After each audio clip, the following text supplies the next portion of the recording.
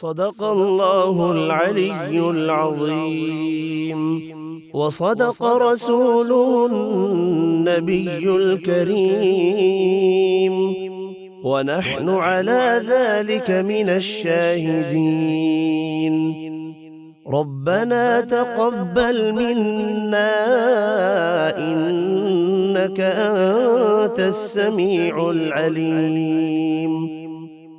اللهم ارزقنا بكل حرف من القرآن حلاوة، وبكل جزء من القرآن جزاء.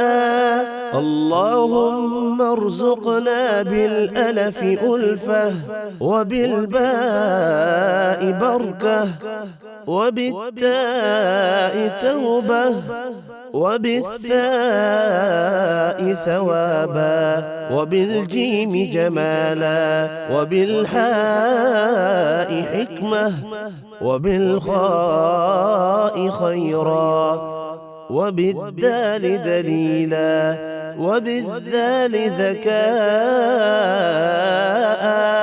وبالراء رحمة، وبالزاء زكاة، وبالسين سعادة، وبالشين شفاء،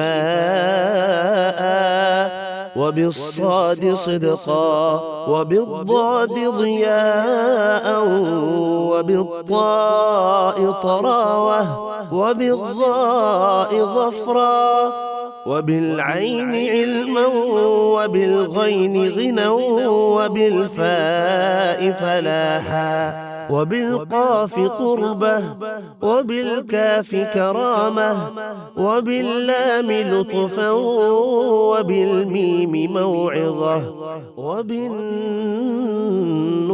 نورا، وبالواو وصلة، وبالهاء هداية، وبالياء يقينا. اللهم انفعنا بالقرآن العظيم، وارفعنا بالآيات والذكر الحكيم، وتقبل منا قراءتنا، وتجاوز عنا ما كان في تلاوة القرآن من خطأ أو نسيان أو تحريف كلمة عن مواضعها، أو تقديم أو تأخير أو زيادة أو نقصان أو تأويل على غير ما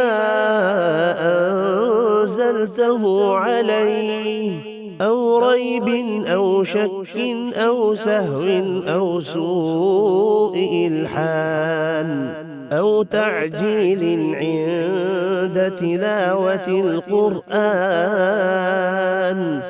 أو كسل أو سرعة أو زيغ لسان أو وقف بغير وقوف، أو إدغام بغير مدغم، أو إظهار بغير بيان، أو مد أو تشديد أو همزة أو جزم، أو إعراب بغير ما كتبه، أو قلة رغبة ورهبة عند آيات الرحمة وآيات العذاب، فاغفر لنا ربنا واكتبنا مع الشاهدين.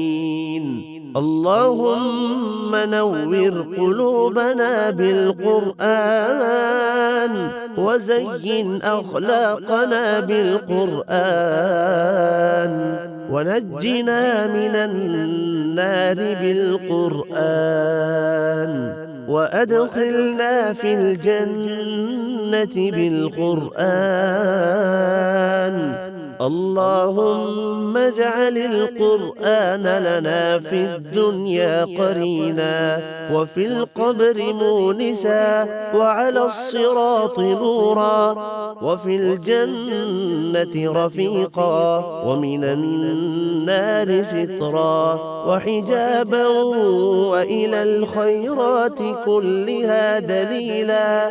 فاكتبنا على التمام وارزقنا أداء بالقلب واللسان، وحب الخير والسعادة والبشارة من الإيمان. وصلى الله تعالى على خير خلقه محمد وآله وأصحابه أجمعين، وسلم تسليما كثيرا كثيرا.